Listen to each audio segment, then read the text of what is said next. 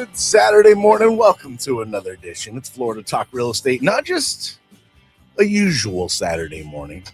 As it was pointed out to me very eloquently this morning, a day like today only comes around every 250 years, y'all.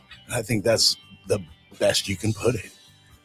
America, good morning, and thank you for being with us. Florida Talk Real Estate, we are live on this Saturday. Celebratory mode, but of course, we'll be giving you lots of information. Thanks for being out there. 92.1, 101.7. We appreciate you. If you are tuning in on a Saturday, a holiday like today, that's amazing. Maybe you're live streaming. And if you are, thank you very much, because there's a lot of effort being put into that live stream for you every Saturday morning.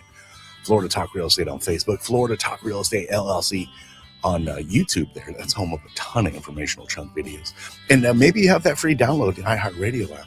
If you do, we're worldwide. Pretty big time, by the way. Doesn't get much more big time than 250 on the big time. Big time. You know what I'm saying? You can't put it much more big time than that. Johnny C, that's me. Hi, your old buddy, your old pal. Let's get a phone number here so you can get involved. There's so much going on right now. I wish you could see.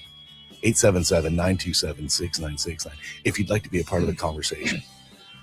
Questions, comments, concerns in the world of real estate. Celebrating with us. 250 today. Dial in. First voice you hear, melodious tones of our producer extraordinaire. There's my brother from another mother. Timothy, what's up, dude? Hello, and good morning, gentlemen. Happy to be here, and happy birthday, America. Happy birthday, dude. What'd you get her? Some freedom. Nice. I love it. Yeah. Thank you. Sprinkled it all over. A little dash over there. Dash over there. Good. I don't usually do this, but I won't be too much of a downer. One of the guys from the fire department I was with passed away yesterday. Oh. And I just wanted a little shout out to Buzzy. Gonna miss you, pal. Outside of that, happy birthday, America. Yeah, that's brutal, huh? I have a lot of memories with Buzzy, I'm sure. Yeah, I'm sorry, dude. I'm sure Buzzy would be ripping it up today for sure. Yeah, he will. He's up there. Yeah, yeah, letting it loose. Yeah. Buzzy, we'll be thinking about you, dude. And you too, Timothy, and all your boys. Thank you. Thank you for all that you do. And of course, Johnny C, that's me, your old buddy, your old pal. The music ran out, but there's Mike Rao. He's the mortgage guy from the mortgage firm. Very important person. And if you even knew what kind of effort he was putting in this morning, you'd be like, wow, Mike, you're impressive. Wow. Yeah. Well, thank you. Yeah. Doesn't feel like that much effort. Well, hey, you know what? When you're that good, it doesn't feel like effort. What I do is really. I come in and I just fine tune after it's all done. That's sweet. You know, just a little adjustment here. Nice. But look how you're perfectly centered now. I can't see. Yeah. Trust me then. Nice. Take my word for it. Thank you. Yeah. I really appreciate happy that. birthday, America. Happy 4th of July. Very nice. And thanks for being here. Well, thank you. Nice to see you. Great to see Roscoe Marinets. By the way, if you are not live streaming with us, you should be live streaming with us, because it is great to see Roscoe Marinets with Brightway Insurance, Juno Beach. Dude, you look fantastic always today. America. Cheers to you, buddy. America. Cheers. Happy birthday. Good to see you as always. You know too. it. It's good to be here. You know it. It's been a while. I feel like I haven't seen you guys in forever. I do feel kind of that way too. That's why when you opened the door and you looked the way you did, and I was like, man, That's why. And you're like, it only happens every 250 years. I was like, Ross, you're my spirit animal in so many ways. I love you immensely. And it's great to see you on a Saturday. You too. Go. Please. No, I was telling Ross, like I was thinking at last minute, I was like, oh, I should probably wear something. And I went through my closet. I really don't have anything that's obviously American flag, you know. Right. Me patriotic, neither. right? Everything I own is And then I come in here and I'm flag. thinking about it, and then I see Ross. Jokes, And comedy. Ross's whole outfit, including his underwear, probably is What underwear? red, white, and blue. The blue. Red, white, blue, and brown. I kept a brown stripe. I don't think I own a lot of attire. Yeah, I have things with the flag like kind of on it, but Yeah. it's, I don't I've got know. a T-shirt that has like the American flag and a buffalo or bison Nice. on it. That's probably the closest. I do have things that I would consider like American, like style. You know, like Americana. yeah, like the long sleeve fishing shirt with the flag on the front and a gun on the back or something like that. Let's go. You know, Yeah. yeah. I love that. I've I always shoot loved the fish. flag. Like back even when I was 12 and I used to speed skate like competitively. You could airbrush your skates, and I had my speed skates airbrushed into like a red, white, and blue. Dude, Wow. that's sweet. Yeah. Did you ever have like Olympic dreams? Because you were like cut for This that. ice Well, or this was road? it was on quads, so they didn't have So they didn't- inline. No, skates? pre-inline. Oh, pre-inline. so you were speed skating on regular roller skates. Roller skates. Yes. Yeah. And Yeah. they had the wide set. Yeah. And Yeah. then it went to inline, and it wasn't in the Olympics at the time. Yeah, no, But- it wasn't. Wow. Yeah. Is that where you got your nickname, Hot Ross? Yep. That's right. That's right. Followed me from age 12. Yeah. It's where we picked it up. Did you ever think about branching off into roller derby? I thought as a that would be star? pretty cool. Yeah. I thought that would be pretty fun, as a kid, but you weren't introduced to it. It wasn't around. You'd see it like once in a while, but it wasn't something you could go check out. Yeah, kid me sounds awesome. Yeah. I'm 51 and I'm like, I don't know if that sounds great. Yeah. Now that I'm looking at Ross, like with the headband on, right? You could have been maybe you wanted to be an American gladiator. Yes. That might have been something Yes. you aspired Oh, to, that would have right? been awesome. That would have been awesome. Except I watched that special. It didn't look like that. It didn't Oh, look like they had a great afterwards. time. Yeah, it was a little brutal. I'm thinking I probably have the most "Don't Tread on Me" stuff than anything. Okay, Yeah. sure. That could have worked today. It probably would have worked. It's really a well Declaration today. of Independence. It is, right? Yeah, I should have wore it. Anyway, let's say good morning to our fearless leader. 14 plus years now, I have told you, he runs a top producing Keller Williams team, the Florida Home Pros team, Keller Williams Innovations. There's Jimmy D. Jim DePaula, thanks for all your efforts always. And good morning on this birthday for our wonderful nation. Yes, I just found out by asking everybody. I didn't ask you, Johnny, but I kind of already know the answer. I'm the only one that actually kind of really remembers 1776? kind of the 200 year, the bicentennial. I was in either the 8th grade or the 9th grade when that went. So it was kind of interesting, just trying to compare how people felt back then compared to now, and kind of weird because in the bicentennial, we had just gotten over Watergate, a big controversy with the president. We just got out of Vietnam. Fall of Saigon was about 12 months before the anniversary. A lot of stuff going on, but everybody still pulled together for the bicentennial. You didn't see a lot of, I don't like you, you don't like me kind of stuff. We all just kind of got together. I hope that happens today. Yeah, I would like to see. Probably more than not. Yeah, I know. Yeah, there's always outliers. I mean, I just saw a they're called clip. extremists. There was I guess it's Dazed and Confused, the movie. Oh yeah, Love it. There was a clip as they're leaving, because that was right around that. breaks at summertime, and it was that year because the teacher's like a younger woman teacher's like, hey, remember what you guys are celebrating this summer? That a bunch of old white guys wanted to not pay taxes, and it was like so, and put me back to 1776. Yeah, there would have been like kind of a progressive liberal women's movement, going on in 1976. In 1976, yeah. So there would have been some, what you would consider, left radicals today Sure. happening Sure. at the 200. Just So, fast forward and same but different, yeah, right? a little bit more Yeah. of the same, Yeah. same but different. Yeah. Have we made progress, Jim? I don't know. Yeah. In so many ways. Yeah. In so many ways. And in so many others, you're like, we should have done a little bit better than that. Very young country. Oh, 250? Yeah. Super young. Yeah. My goodness. Yeah, we have to keep that in mind. Yeah, we're babies. Yeah. Yeah, this experiment's still in the early stages. It really is. Yeah. And the whole thing is based as Americans being consumers. And that all started like in the 50s. Yeah. That's the evolution of the experiment. Yeah. Yeah. So it's really been the 50s, 60 years ago. It's been 60 years ago that we really became the powerhouse for real. And I know that that was all based on kicking butt in World War II and helping everybody else out in Europe.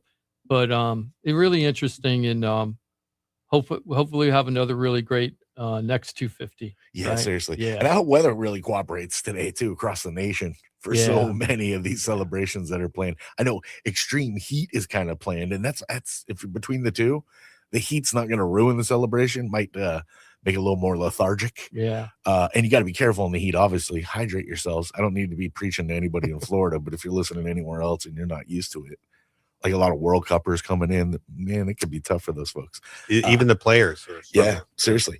But as long as the the lightning and the rain stays away. It should be really Is cool. that who's headlining in DC today? Is Extreme Heat? Extreme Heat, yeah. They got top billing. That's right. I watched that presidential thing at the Mount Rushmore yesterday, and I was very blessed that my parents took me and my sister across country when we were young kids twice. Cool. So I've been in 37 states by car, which was really great experience because you got to see all different types of cultures and accents and everything else. Did you get out and spend time in all 37? Or did you just, because I count the ones I've just driven through. You know what I mean? I still count them. I'm like, I was there. Yeah. We stopped at the gas station, I'm sure. True. Good point. I mean, I did get out the car. You visited. Yeah. Peed probably. Yeah. Yeah. No, we stopped and did everything. We did the family truckster vacation thing one time, which was amazing. Awesome. That is. But I remember being at Mount Rushmore, right? When I was a kid, probably 9 or something, but I wasn't there at night. And when I saw the event yesterday and they had the lights on the faces of Mount Rushmore, it almost looked like 3D to me. I mean, I know it's 3D because it's a mountain and everything, but with the lights hitting it, it was really amazing looking at that. It almost looked like a hologram or something to me. Yeah. It was pretty 3D. wild. I knew you were going to say that. I said, I know it's 3D, but it looked like more like a hologram to me. It looked fake. That lighting was amazing. And it was like, I haven't seen that since I was a kid. Beautiful, huh? And it was really amazing. Yeah, it was really amazing. There was another statue that they were making out there. I think it was in South Dakota also. Yeah. Yeah. The Crazy Horse. Mm-hmm. Yep. And they're still building it. I was 9 out there and they thought it was going to be done in 10 years. I'm glad you brought it up because I was like, the very little mentioned Crazy Horse. Yeah. And it's really amazing because it's gigantic. I mean, I think it's also that's been like a passion project labor for the of family. Love. Yeah, the family. And I don't think they ever took government money. It's all donations from people that go there. At least that's the way it used to be. Right. And but cool. It's still, I mean, if they can get government money, they should get that government money. I know. Yeah. Don't say no. Yeah, and the family's just been doing it forever. And I think they lost some people in the construction and stuff. It was pretty crazy. I'm sure, yeah. Yeah, but happy South Florida and happy America today. Nice. We do some daytime fireworks maybe if you want. Yeah. If you're interested. Yeah. Just it's entirely up to you. That's throwback real radio right there. Yeah, I was warning Mike. Mike always has been a big fireworks guy, so I think I sent a message to him saying, "Don't blow yourself up today, Mike." If you want, if you want later in the show, we can Jimothy can get them all ready, and we can send like Mike out in the parking lot and check them out. He can tell us how they look. We can hear them in here, but we can't see them. We'll film it or record it. You can go out and record it. Yeah, you can bring one of the cameras that are live streaming. Oh, and go out and like take everybody with you for the daytime fireworks and show them what it looks like. We can hear it, but you can go see it. I figured you don't have any fireworks on your big board. Oh, he's already sent them off. Nobody can even see those, dude. Yeah. All right. A little early. There go all the dogs running around now. Dogs are cowering in fear. Do your dogs get worried about the fireworks? My mom's dog, who we have because she's in Iowa. So yeah, Bella has trouble with the banging, the popping. It's there's a lot of people nodding their heads right now because there's a lot of puppers out there that are going to struggle and have depending on where you live. Like I'm a little more out west. You probably heard it a lot, Mike. Yeah, I've heard it ramping up over the last few days. Yeah. When we have fireworks at the house, she's like, "But what about the dogs?" I'm like, I don't know what to tell you. If we don't do it, you don't. Everyone else is doing it out in locks and the acreage. Like, there's going to be lots of fireworks. Yeah, those poor things. Are you a fan of medicating them, possibly if need be? I've never had to medicate the dogs. Did you medicate your dogs? No. Does that make me cruel? In my experience, CBD can be very helpful for them. Really? Yeah. Okay. It just calms. So you're not talking about like veterans, like a prescription, like doctor's orders. You're just You can get CBD like in a. Yeah. You can just walk into somewhere. Nice. Yeah, and your puppy will appreciate it. Okay. Yeah, I'm telling you. Interesting. Don't get it high. I'm not telling you to get it high. No. CBD is non-psychoactive. Don't hotbox your Well, dog. I mean, hey, to each their own. You know what I mean? Mine. I think mine was DEA before we got him. Boy, that turned quick. Does that date me? Well, we were little. We used to we had a buddy who had a pug, and we'd put him in an igloo, and we'd blow into the water spout. Oh, when you opened up that little pug, his eyes were just like stereotypically red. He was like, "You gotta close that lid." Man, I ain't done yet. Let me light some off. Dude, it got to the point where like you got going, he would run up and he'd like nudge you. He'd go over to the cooler, like you're like, "Oh, he clearly likes this." Right? Well, either that or maybe you were under the influence also. Oh, You're like, the pug's talking to us, guys. Think we better. Just want to go through a couple of shout outs and a couple little news bites. The first thing I want to do before the shout outs, there was a company called MV Realty a few years ago that was doing this crazy thing that I was like, how is this even legal? And then we all found out that it wasn't. Too good to be true. Yeah, MV Realty was trying to do this deal during the boom, right around the COVID time, where they said, "Hey, sign up with us now to list your property when you're ready to sell. When you're ready to sell, even if it's years from now, but sign the listing agreement right now. We'll give you cash for signing the contract, and then later, when you're ready to sell it, you have to come back to us to sell the property." I remember this a little bit. Yeah, and I was like, we were a little skeptical of how they're doing it. Yeah, and I was like, there's regulation when you take a residential listing. You're not allowed to take the listing more than 1 year. Right. That's it. You're not allowed to do a year and a day. And it was always considered against regulations in the state. I'm like, how are they getting away with this? Well, they didn't. They got caught. Right. So anyway, they have to pay a $3 million fine. There's a $3 million judgment, which I think is pretty paltry. But I don't know how popular this program was. Yeah, like how many people were silly enough to go for this one. But anyway, there is a $3 million judgment out there. And if you were one of the victims, part of the class action lawsuit, you should call up the lawyers for that. Just Google it and see if you can get your money back or get some of your money back. Nice. I wouldn't say money back because they gave you money. I was going to say you had to give them money, but I thought they were giving you money. Yeah, they were giving you money, but somehow they're supposedly, if you can prove some kind of damages. Yeah. Maybe it's for the people that actually, because it was a TV thing in Tampa and it was only a minute long, so I didn't have a lot of information. And it just popped up on my phone like right before we got online, so I didn't do any research. But anyway, if you were part of that MV Realty scam, look into it. Yeah, and if you don't want to get scammed, call us. Right, we promise we won't scam you. And it could be like if you're looking for solutions, either tapping into your equity or have some sort of trouble. If you're getting options from one channel and one channel only, and everyone else is kind of like, hey, we don't really have a good option for you, or whatever it is, you might want to think about what's going on. Right. Exactly. Why aren't you being solicited by many options? Right. I don't have a lot of options open to me. Let me choose the best one. Right. I only got this one. Right. Seems kind of pie feels weird, right? Yeah. And we were talking about it when it was going on. Right. We were telling people this smells like a scam, blah blah blah. So anyway, if you think you got scammed, go check that out from MV Realty and find out. Interesting. Okay. Wanted to do 2 shout outs right away. There was a guy in Port St. Lucie named Daryl. I have no idea who the last name is, but he had a friend who lives in. I think he has a brother named Daryl. Yeah, he has a brother named Daryl too. I heard about him. That guy. And one of his good friends, they needed to sell a house and then maybe buy something else, and they're in kind of a. When you're a seller buyer, it always gets a little complicated. So this one was extra complicated. I don't want to get into it on the air. But Daryl had talked to the friend and said, you got to call Jim from the radio show and find out if he can help you because he's trustworthy and blah, blah, blah. She didn't know me from Adam, Loretta. Loretta called me, met her with her house twice now. We spent over 4 hours going over everything. That's how complicated her situation is. And I just want to say thank you, Daryl, whoever you are, because I don't have his last name yet, for referring us out. The radio show listeners, this is the second time this year that happened. I think you know what I'm thinking is the other brother, Daryl. Yeah, maybe the other brother. It could have been Larry. I'm sorry. I could have been Larry.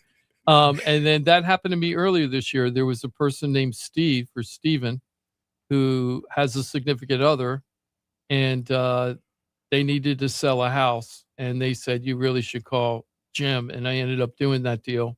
And thank you for these strangers that are referring us out because they just listened to the show. That's awesome. It's like, you should call those radio show guys. They'll help you out. And it isn't just about me. You know, if you have questions on refis or mortgages or reverse mortgages or insurance deals, you know, we're here for all that, even legal. We're here for, you know, anything that we could help you out with. We point you in the right directions, even contractors. We help people with contractors. So I say it all the time. You can change lives, including your very own, with the pros of FloridaTalkRealEstate.com. Yeah. So thank you so much. Referrals are the lifeblood of this show. So anytime that you could do that, it's awesome. And thank you so much. I just want to do some really quick shout outs. And then I want to go into maybe what I call a shout out teachable moment. I want to go over a couple of properties that we have on the market. We just put, thank you, Paul. We just put his house, a townhome, a 2-bedroom, 2.5-bath townhome in West Palm Beach. This is an awesome walkable community. It's centrally located. It's just a few blocks away from Palm Beach Lakes Boulevard. So you're close to 95, close to the Turnpike, close to downtown and the beaches. Really affordable 2-bedroom, 2.5-bath home. It's nicely upgraded, only $250,000, which is a very good deal. Wow. We priced this house correctly. Some of these houses are going as high as, let's say, $315,000, $320,000. This one's only at $250,000 because I kind of bracket the homes to find out where they fit within that community as far as upgrades. And this is a medium upgrade home, so there's plenty of room. If you buy the unit and you want to change something in the house, there's room there and you won't be upside down. So this is a really good opportunity. HOA is not too bad. I think it's $500 a month. No assessments coming. Roofs are good. So if you're looking for an affordable home, that is a really great opportunity for people. Give me a call. Sounds like we still have on the market 125 Carlton up in Hutchinson Island. We have not been able to find a buyer for this yet. This is such an affordable opportunity for people who want the retirement lifestyle on the water in a great waterfront community area. $195,000 for a 2-bedroom, 2-bath home. Really great opportunity for somebody. And they have dockage available for boats, for rental or purchase in that area. And really, really great area. If you love eating seafood and just going to restaurants or making new friends at the watering holes, because there's several over there. Oh, yeah. Really, really great opportunity. So $195,000. How can you beat the Florida retirement lifestyle on the water for under $200,000? No assessments coming because they've dealt with the concrete restoration in this building. HOA is low. So please, if you're looking for that type of lifestyle, maybe you're going to buy down and slow things down, or you're listening to us from some other state and go, I'd love to move to Florida, but everything's so dang expensive. This is a great opportunity to get something. Or if you just want a place where you want to crash here during the season and then bundle it up and then go home and not think about it till you come back down again. Yeah. Really great opportunity. So please give me a call on that. That's a spot, an area that I visited many times. Yes. Family lived there forever, and I always love that you can do pretty much everything you need without having to go OTB, as they used to say, over the bridge. Yep, over the bridge. Yeah, I don't got to go OTB. Man, here. When I go up there and I drive over that bridge to go see the property and everything, I love driving that bridge. I just feel like you're on vacation. As soon as you start getting on that bridge and you're starting to head east, it's just like you see these waterfront views everywhere. You see all the boats, all the people running around doing beach stuff. And it's like, man, I want to be on vacation right now. Oh, yeah. Right? It's just an awesome, awesome place. So really good fishing from what I hear from Johnny, too. So give us a call. And your neighbors are like multi-million-dollar homes like a mile and a half away. So really great area. Also, we have a piece of land that's an abandoned historic restaurant with a 8-unit motel. This the one in Okeechobee? Yeah, the This one is in our Porky's, Okeechobee. Jimothy. Yeah, This is our the Porky's. Nice. This could be so many opportunities. You could tear down everything and start over. Yeah. But Or- you also could. It's so close to the boat ramp, and the boat ramp takes you to the channel lock, which gets you into Lake Okeechobee.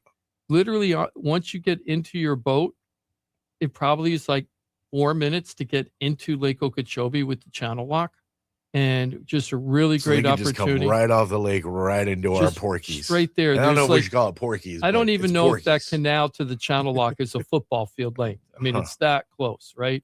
So anybody looking for that country lifestyle that doesn't want to be on the east part of South Florida and they want that bass fishing, bass boat lifestyle, more rodeos than going to the beach, right? That kind of stuff. You got to check out this property. Only $500,000 for the whole parcel of land. And there's actually 2 parcels. There's another parcel that's connected to it where you could build 3 residential properties on it.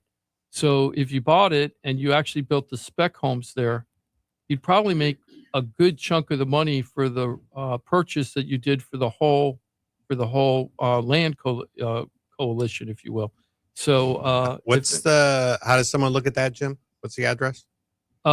Actually, it's 9700 Southwest Connors Highway. But the best way to look at this is Chris is going to be coming on, Chris Peterson, new business partner and team member on my team.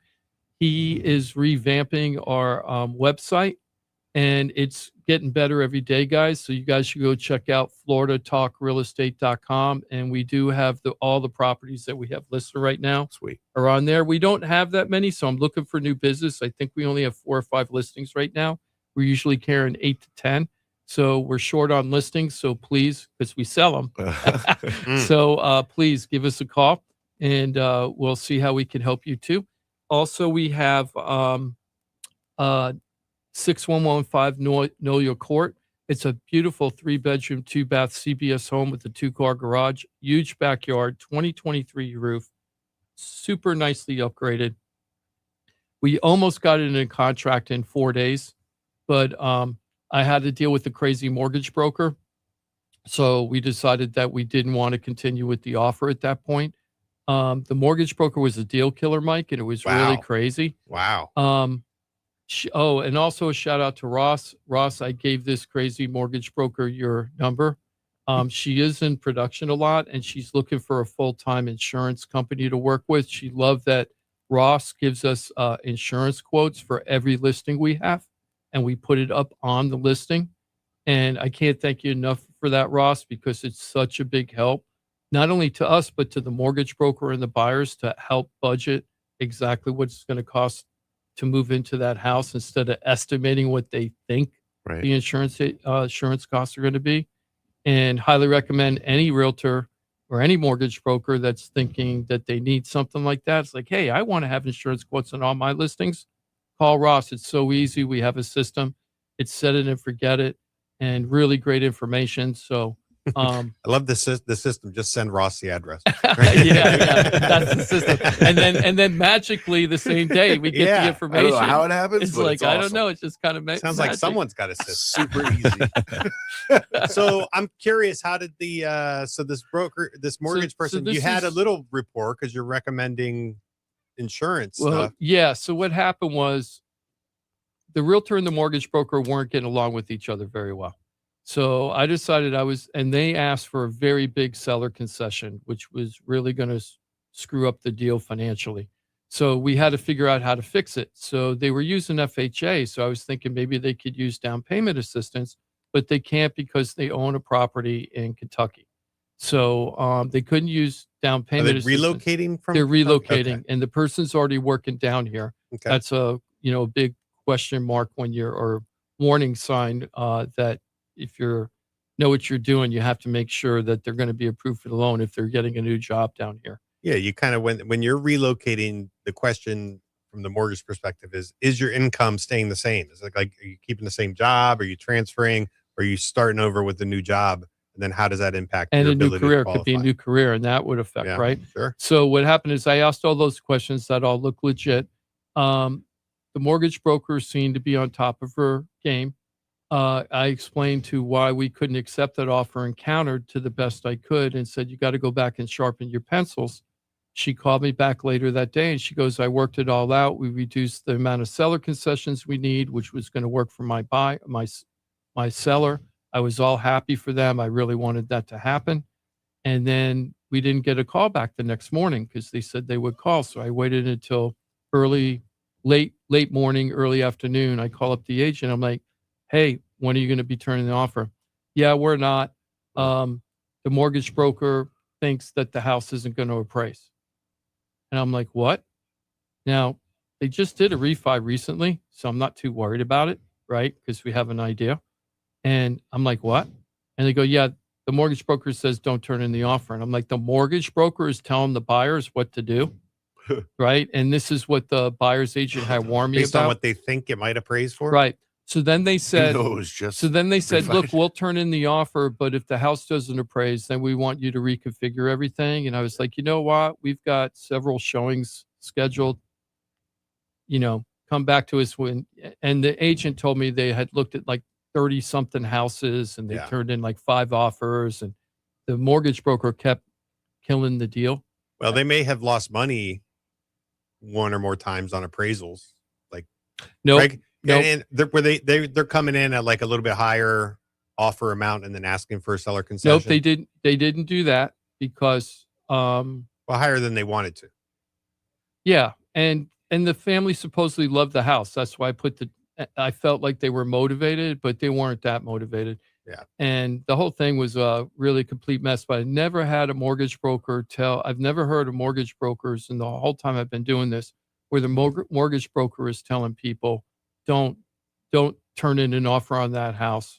I have a problem with it. And according to the realtor, that wasn't the only time that the mortgage broker did that for other reasons too, not just worried about appraisal, right? Okay. They were worried about insurance and all that. And then when I gave them the insurance quotes from Ross, the reason why they wanted to go to Ross, which I hope they still do because she is in production, but it was that your quotes, Ross, were better than the quotes she was getting and the mortgage broker was getting. So anyway, really great opportunity for this house and almost on a half acre. It's a really great walkable neighborhood. It's close to everything up in Port St. Lucie. Really good opportunity. 435. Come out and check it out. Very nice. Also, let's see. We have Desmond. Desmond just signed a buyer's agreement with Chris. Chris and his significant other have kids that are in, I always forget if it's UCF, but I'm pretty sure it's UCF. They got kids in Orlando that are going to college up there. So Chris and his significant other went up there a couple months ago, found a property, bought it, have the kids living in there. I think there's 2 sons. And then they had another roommate come in, so they're helping with the rent. And all the kids are paying rent, and the family bought a home for college purposes. And then when the kids are gone, they'll probably, sell the property later. Really good, really good thing to do. Kids in Gainesville, when I was growing up, the parents did that a lot. They would buy a unit for the 4 years for the kids to live there, and then they'd sell it when they were done. That's what Chris did with his situation. So Desmond has college kids moving up to UCF too. So Chris signed an agreement with Desmond this week. He's going to be going up there because he knows the area so well of what all the communities that would be good for this. And they're going up there and going to go find a house in just a couple of weeks. Cool. I'm really excited about that. That's awesome. I'm going to be going to Orlando too soon because Disney? No. But that would be my sister. My sister's a Disney fanatic. But I'm going up there because Paul, thank you so much. We helped them sell a house in Port St. Lucie a while back. And now he has to sell his mom's home in Dunellen. So I'm going to be going up to Dunellen, which is in Orlando. But I'm going up to Dunellen to meet with them, to go look at the house and get that thing on the market when they're ready. And then I'm going to be stopping by Brian's house because I helped Brian last year buy a house in Dunellen. He's a retired PBSO and firefighter. So he's a sheriff's deputy and a firefighter. And I'm going to go up and stop by and say hello to him and see his spread and what he's done with it since he bought it a year ago. And then I'm probably going to swing around to Orlando to meet with Roberto. Roberto sold a house down here about a year and a half. We're waiting for his credit score to get better, and then he's going to go buy a new construction home up there. I've already picked out 5 communities for him, so it's going to be pick your color, pick your price. But we're waiting him to get qualified for loan. I'm going to go help him with that also. When you go to Denellen, go down the Rainbow River. I will. We were just there 3 weekends ago. Well, let's talk about that right so now. Good. When we were in line there at KP Hole getting ready to do the river, we're looking at a bunch of these homes. We're like, man, those are sweet homes. I start thinking in my head, I'm like, what do you think the house is worth? And I had a number in my head, and I was way wrong. Was it way high or low? Way lower than I thought. Yeah, that's what I was going to say. It's like 6. We started looking at properties while we're sitting there waiting to get in, and it's 600,000, 700,000 for these sweet spots on the river. Wow, on the river? Man, just beautiful. Nice plots of land. But I know it's not booming economically through Denellen, but beautiful. It's becoming much more popular, though. Denellen is still a little slow. It was really hot during COVID, but it's starting. Ocala, is that's by Denellen. So Denellen's more like in the armpit. Denellen's like above Spring Hill, like above Tampa. Like it's a little bit more, I would call that more West Coast than that's Central. Not Orlando? More north and west. Really? Yeah. Yeah, I don't remember that when I was up there. I remember Ocala being very close to it. So Ocala is northeast. Yeah. Ocala's northeast of Denellen? Northeast of Denellen. Huh. Okay. Yeah. Denellen's like north of Tampa. Sense. Yeah, it's like north of Spring Hill even. Wow. I don't remember being Tampa being that close when I was up there, because I went up there like 3 or 4 times. But you mentioned Rainbow Springs. I wanted to mention today, we always talk about creepy critters and everything. Just be careful out there. We had 3 alligator attacks in 1 week. Yeah, so there was somebody attacked on Rainbow River like a week after we were there. I think it was a scuba diver or the fishing kid. Yeah. So a scuba diver got chomped on, but he survived and didn't have life-threatening injuries. Fortunately. Snorkeler, not a scuba diver, snorkeler. And then there was a kid fishing, and then he got bit while he was fishing with his dad. But then there was the horrible attack where the woman died, and that was horrible. Lost she was both her arms, she was a California, like hiker, like just really into outdoors activities. She came here on vacation with her boyfriend, and they both went into the water about knee deep. I guess she was washing her hands or something like that in the water, and she got attacked. They think it was either a 12-foot or a 13-foot gator, which are gigantic. Yep. Compared to the other attacks, which were 8-foot gators for the other 2 attacks. Those are a little more survivable. 13 gets a hold of you. It's a huge difference in their overall body. Oh, yeah. Oh, yeah. Yeah.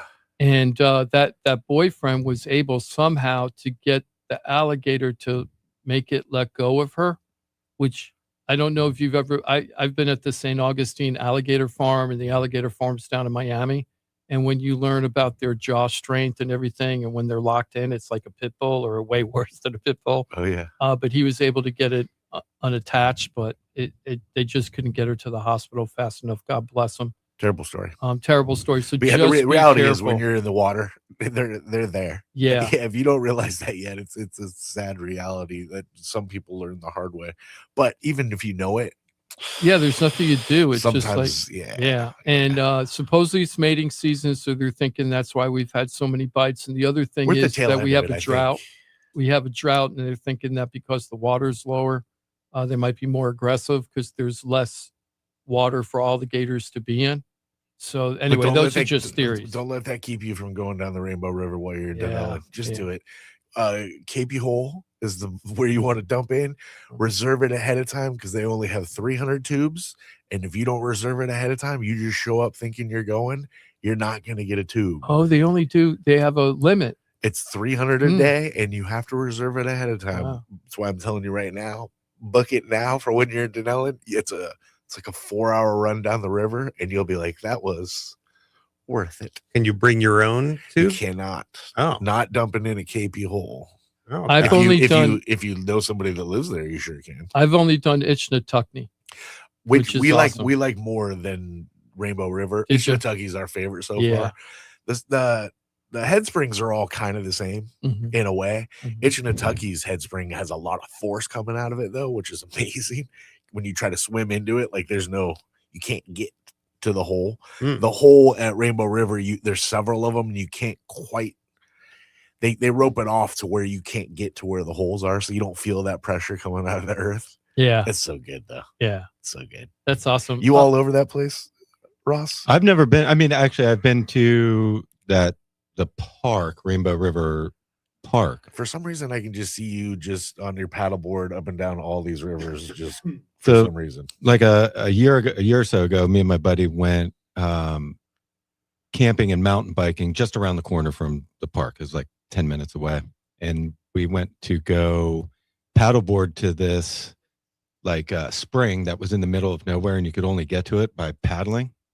And we get there, it's like a 4-mile paddle. We get there, and there's an airboat there, and the guy's like, "Hey, you might want to move your boards. I'm about to leave." Okay, cool. We move our boards. He leaves. We jump in the water, and all of a sudden we hear like more boats coming up. What's going on? It's in the middle of nowhere. Right. We go up, and the airboats had blown our paddle boards into the woods and completely destroyed them. And the guy who did it had to load us up on his board or on his airboat and give us a ride 4 miles back to. Yeah. What? Yeah. Blew them into the cypress knobs. They were all bent and bangled and holes in them. Wow. Yeah. Wow. Good thing he stuck around. Yeah, seriously. Yeah. You're like, hey. Yeah, we were heard everything. We looked on the beach, we couldn't see our boards. We're like, what's going on? Did somebody steal our boards? Yeah. And then we walked a little further. No, they were just blown and stuck in the trees and in the woods. Crazy. Yeah. I feel like there's some sort of new sport that could be you get the paddle boards and the airboat together somehow. Oh, this is something being added to the Florida games for sure. Yeah, yeah. You have to reverse. They called that the Florida Man Olympics. Florida Man Olympics. Yeah. Stand on it, get behind it, maybe get pushed by it. Nice, right? The airboats. I like the way you're working. Yeah. Last shout out is kind of a teachable moment, so I just want to go over this. Shout out to Victor and Tiffany. I'm meeting with them today. We had talked 2 weeks ago before I went on vacation and set the appointment for today. They're thinking about it's time for them to sell their townhome and then buy a new home. So they want to sell their townhome in the West Palm area and then buy a new home in a actual single family home in Royal Palm Beach, Wellington. But they are the typical seller buyer. I say that fast because they need the money from the sale of the house in order to buy the new home, which is always a chicken and the egg thing. I've been dealing with Mike and Mariella, who are trying to do the same thing, but their situation is very complex. So we haven't pulled the trigger on that because they still have some moving parts before they're ready. And you know me, I'm not one to pressure people to do something. I'm there to help them with what they want to do. So today we're going to be meeting and coming up with a plan. And step 2, there's a few steps in the process. I'm not telling you what step 1 is until the end. But step 2 was to get them over to Mike so that they can know their numbers. So Mike, you talked to Victor and Tiffany about 2 weeks ago because we've had the map approval for a little bit now, the mortgage app approval. Yeah. It was one of those where they're definitely going to have a lot of moving parts, and they got to know for sure that we can get it done. It's it's always critical, but these are ones where it's extra critical that as soon as possible, kind of what the limits are, what you can do, and then also give you information so you can make decisions. And so they were, green light across the board, ready to go. The only thing they needed to do was sell their home, right? Right. Just sell your home first. It's fine. Yeah. And we have our anti-homelessness policy, right? That we tried to keep up. So unhoused. I don't know if you heard that, Jim or Johnny. Jim is meeting with them today. Today's the 4th of July. It is. It's a national holiday. It is. Everyone's celebrating. It's kind of a big deal today. Yeah. It's kind of a big deal. They asked. Well, I'm just saying. Look at I abided. The commitment. I abided. The commitment. The dude abides. The dude abides. The dude abides. Right. So looking forward to meeting with them. It's been a few weeks. I can't wait to meet them in person. They love the plan that we create for our seller buyers, which is know your numbers. So we go to Mike, right? Figure out what they could do on the back end, what I call the next chapter of their life, and figure that out. And then when I meet with them, we figure out what they're going to sell their house for and create a budget Get that realistically. seller net sheet. Get the seller net sheet. Yep. And then once we do all that, we do the comps and find out realistically what we could sell it for, not pie in the sky when you're a seller buyer, but also not low. You want to be right in the market, not just on the market. Right. And then after that, we double check with Mike with the money that they'll have left over and make sure all those numbers work for the purchase that they want to do. And then at the same time, we're going to go and look for properties today online and see the type of property you want to buy and what the budget for that should be. And then if everything looks good, we go ahead and pull the trigger and we get going right away. So the app. Yep. They're connected to the app already. Mm-hmm. Yep. They know their parameters. They're I would say not overqualified isn't the right word. They're well qualified, so they're going to have flexibility as far as where they land on payment. Good. So they're going to be aiming lower than what their max qualification is. I know that world. It's kind of that perfect scenario where it's like I want. So my world is what's the max payment you qualify for, and then your world as the buyer, potential buyer, homeowner is like what's your budget, right? What are you like what can you afford? So I don't tell you what you can afford. I tell you what you qualify for, and then you kind of hopefully have some idea of what's comfortable for you from a budget perspective. But I always want my number to be as high as possible. Not because I want you to go crazy and get the gold plated whatever.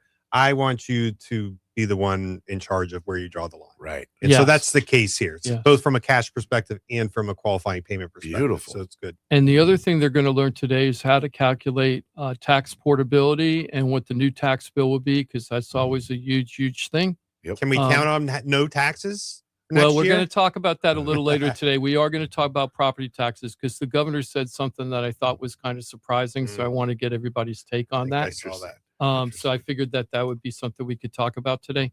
And so anyway, everybody, thank you so much for working with us or going to work with us or thinking about working with us or just giving us a call and say, hey, Jim, I really don't want to sell my house. I don't want to deal with any of that. I want to buy a house. I just want to talk to Ross. Right. I just want to see if I could get a better insurance quote. Which people are doing all the time right now. Yes. Because they're having a lot of success dropping premiums. Well, if you haven't, I don't know why you aren't.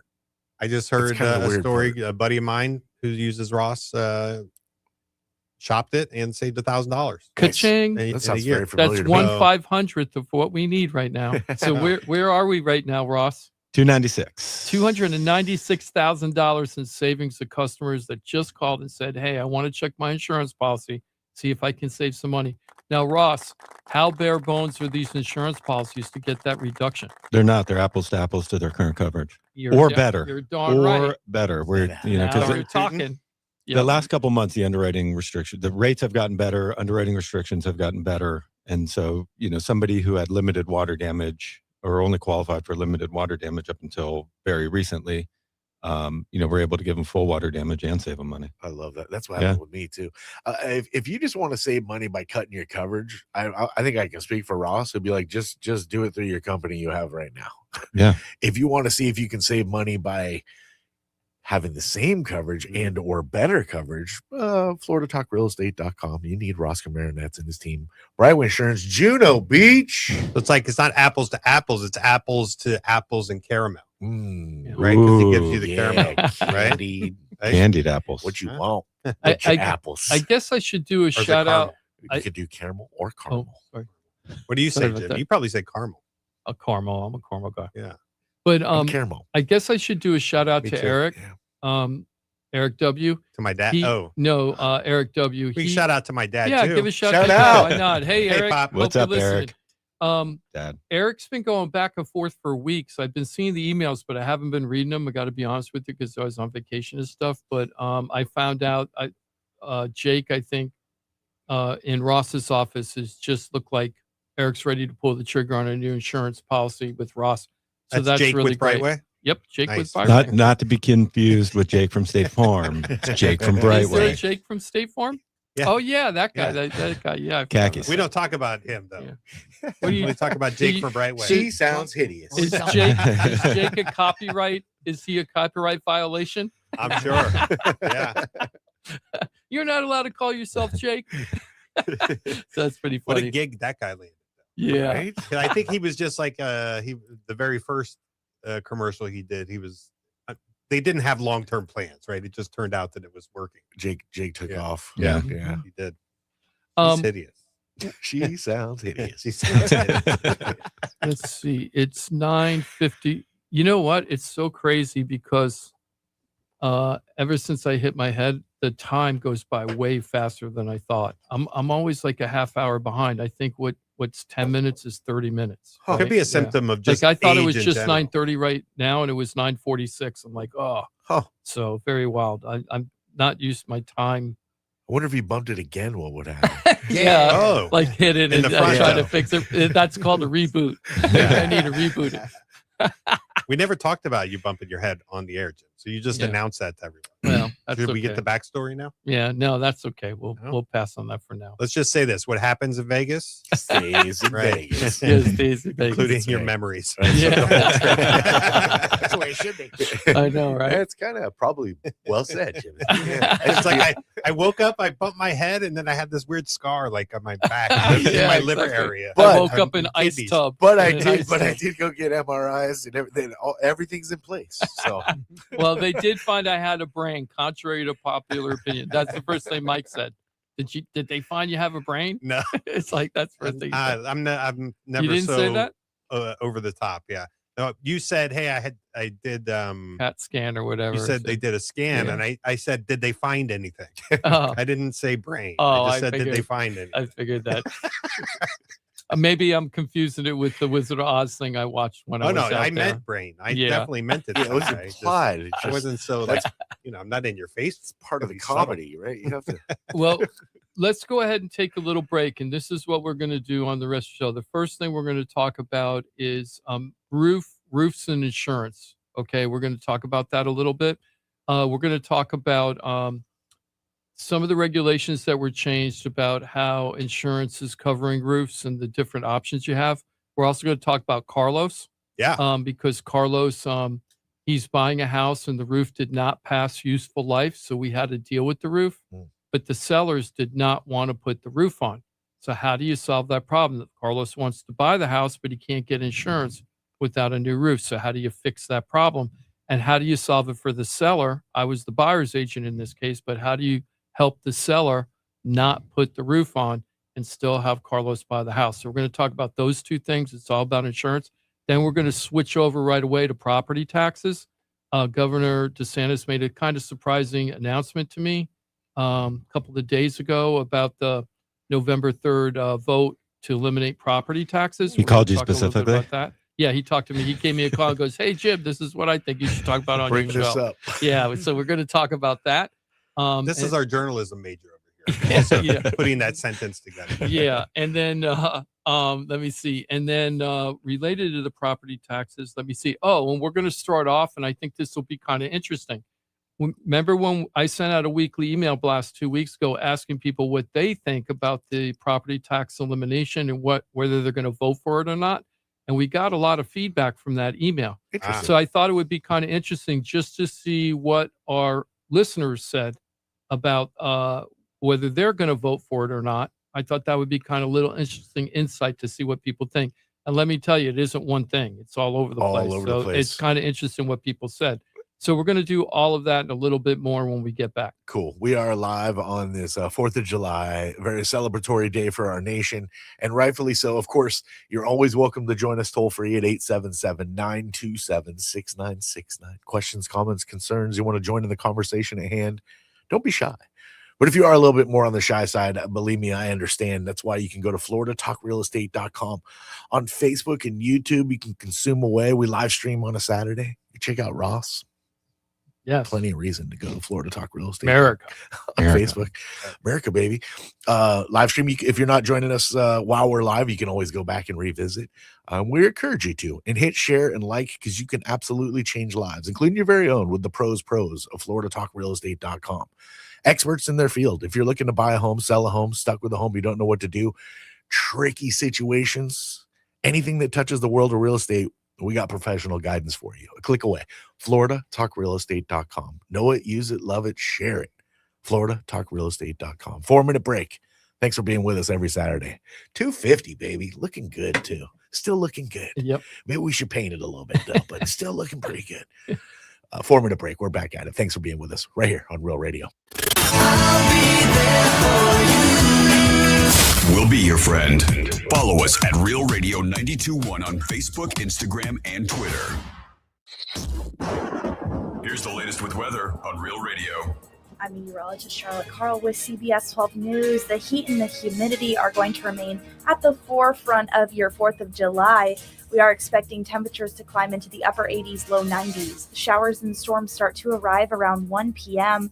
They strengthen through the middle afternoon. They should push offshore by the overnight hours. This report is sponsored by Mattress Firm. Trouble sleeping lately? Upgrade to the great sleep you deserve at Mattress Firm's July 4th sale.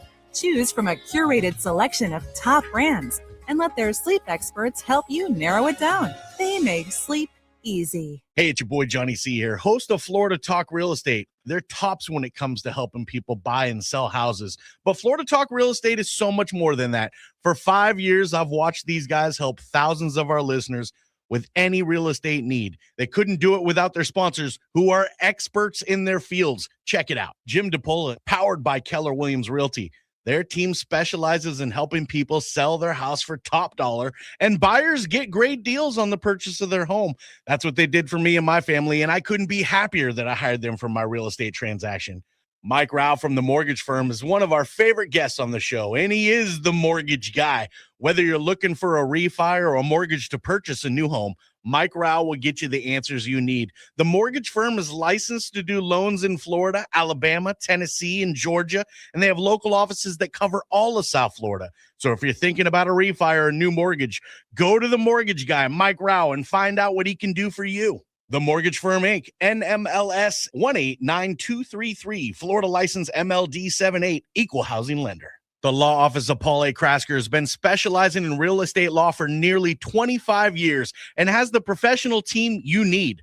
Upside down with your house, Paul's team can help you conduct short sales, loan modifications, even if you're behind on payments. They also help you with foreclosure defense and bankruptcy. They can even help you get a student loan modification and repair your credit to get the score you need. Paul's full-service team has helped thousands of our listeners, and they can help you too. Trident Title LLC is the largest privately owned title company in Florida. When you need a title company to complete a refi, home purchase, or sale, Trident Title has got you covered. Not only do they offer competitive pricing, Trident Title has attorneys on staff to make sure if you have bumps in the road declaring title that you can get the job done. Beware, not all title companies in Florida have attorneys on staff. Trident Title does and complies with all the new federal regulations released last year. Ross Camaronets, owner of Brightway Insurance, has been helping our listeners get great rates on homeowners insurance plans. Haven't checked your homeowners insurance policy in a while? This is a great way to help reduce your monthly mortgage payment. Ross can also help with renters and auto insurance. Ross is only a phone call away and can usually get the answers you need same day. Call Ross today at 561-425-6228 or drop by his office at 873 Donald Ross Road in Juno Beach. So now you know why I'm happy to be part of the Florida Talk Real Estate Show, the longest running real estate show in Florida. And all these sponsors are just a phone call or a click away. Just call 888-973-7828. That's 888-973-7828. Or go to floridatalkrealestate.com. That's floridatalkrealestate.com. And don't forget to use the most accurate search engine to find your new home or ask for a free home valuation because floridatalkrealestate.com has you covered. That's floridatalkrealestate.com. You're listening to Real Radio 92.1, and we are an iHeart radio station.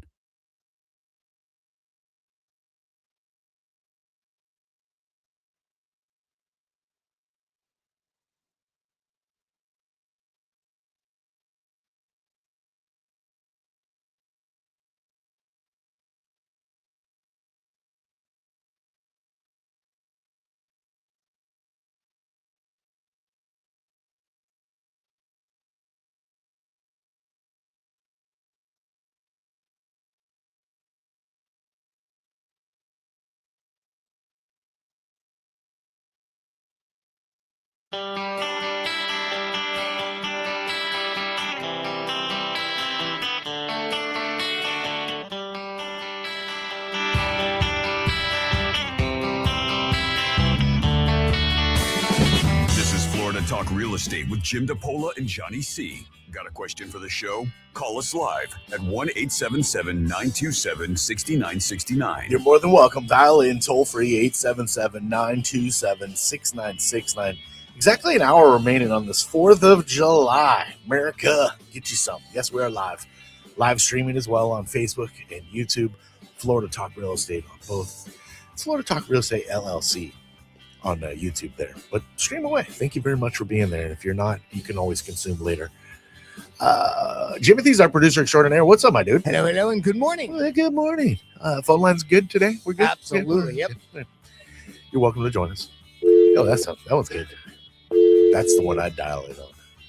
What is that noise? There we go, yeah. What is that? Johnny sees me. There's Mike Rao. He's the mortgage guy from the mortgage firm. Good morning, Mike. Good morning. Ross Camaronet's with Brightway Insurance, Juno Beach. He's right over there, too. Hi, Ross. Happy birthday, America. That's what I'm talking about. What'd you get her, by the way? I got, what's it, $250. It is wood. So I got You're giving her the wood. I got a wood carving of the American flag, Nice. but the original 13 colonies. Did you whittle it yourself? Yeah. Nice. Yeah. You're wow. Nothing like a personalized gift, you know? Yeah. Well, she's been good to me. Yeah, with the little history. And what Yep. made you want to do the 13 columns instead of The TOG. It's the OG. The OG. The OG. OG. Yeah. I got Yeah. you. The Yeah. OG. So just throwback, you know? I mean, to when the Declaration was declared, That's right. Yeah. That's right. when the independence was declared. You got to remember your past, you know what I mean? Yeah. Got to live in the present. Jim? Yeah. Speaking of remembering. He's the one that described it to Ross as he was whittling it.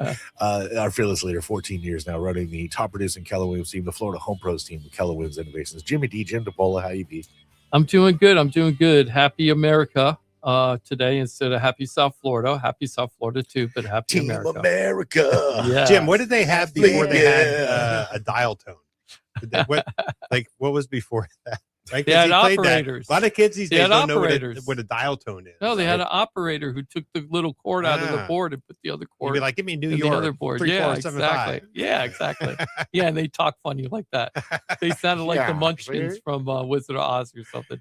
I want to get into a little bit about insurance because we know it's a really important thing that is an affordability issue for a lot of people when they're trying to buy something or just keep the place that they got.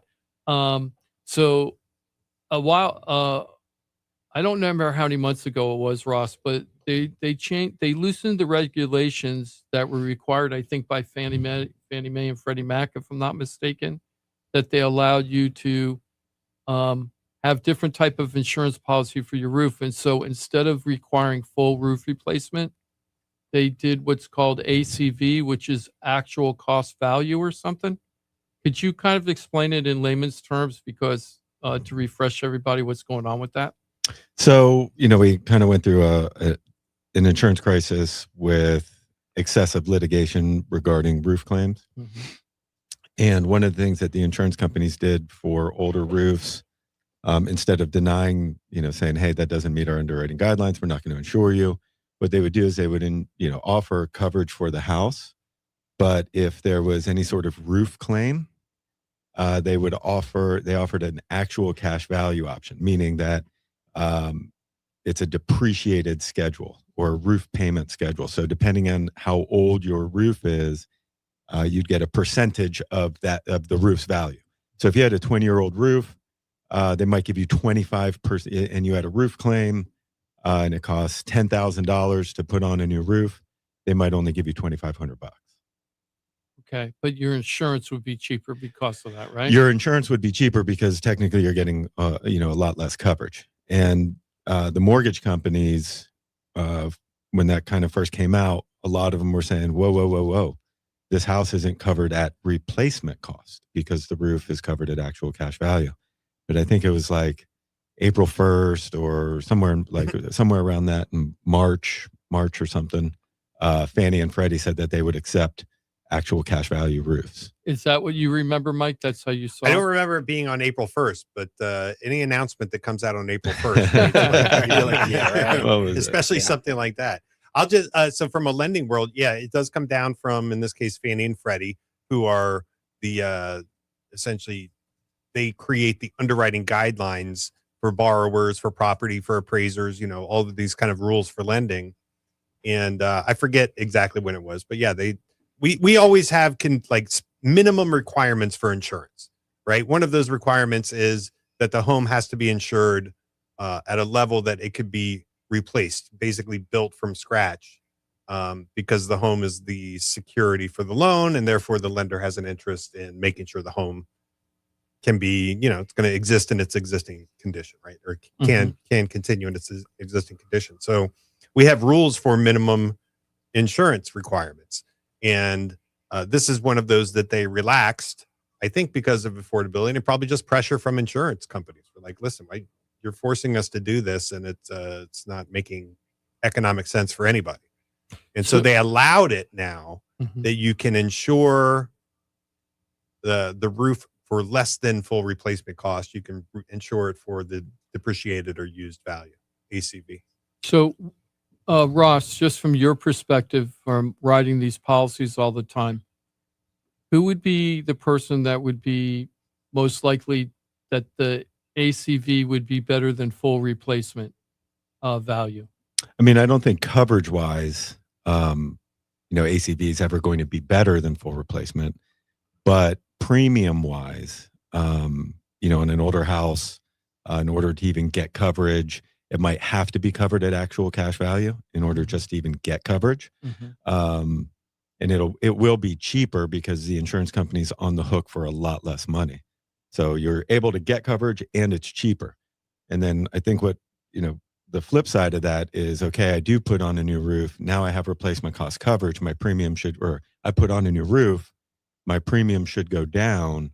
But in reality, because now that roof is covered at replacement cost, which the insurance company's on the hook for more money should anything happen, that premium's actually slightly higher. Or it could still be ACV technically, but the depreciated value is way zero. higher. Yeah. So I mean, like a lot of the times you get I've got a couple of companies that no matter the age of the roof, they require it to be actual cash value. But like the first 5 years, it's paid at 100%. Yeah, that right. Does that make sense? Yeah. And then once it's over 5 years old, that's when it starts to drop off. That makes sense. So with Carlos, he's buying a home in Port St. Lucie. I'm so happy for him. We're very close. We just got to wait for the appraisal, and it's the title clears. He's pretty much done. When we had the inspection, we knew the roof was 2006. It looked like diamonds were being made on the roof because all you saw was silver everywhere. Oh boy. It was very shiny because the granulation from the asphalt shingle was going away. Is that a good thing? It sounds almost good. It's not. Oh, it's bad. Yeah, Okay. I know. Making diamonds. Yeah, I know, right? So the sellers did not want to put the new roof on, and this happened to me with another seller and sellers in Royal Palm Beach recently too. They just did not want to deal with the roof at all, but they knew that it was going to be a problem to deal with that roof. So what we did for Carlos is that he definitely has to put the roof on in order to get the full insurance policy, but because we're working with the mortgage firm and Brightway Insurance, they put their heads together and figured out a plan. And we have done this a lot where they're able to buy the house with insurance with the old roof that would normally not be insurable, but then give them a timeline when to put the roof on. And if they hit that timeline, then everything's okay. So is that pretty much the way it works? And I think that the timeline for the insurance company might be different than the mortgage company's timeline. So we're, from the mortgage perspective, we're not going to be looking at the issue of the age of the roof and whether it's being replaced. The question for us is, can he get a policy in effect to get us through closing?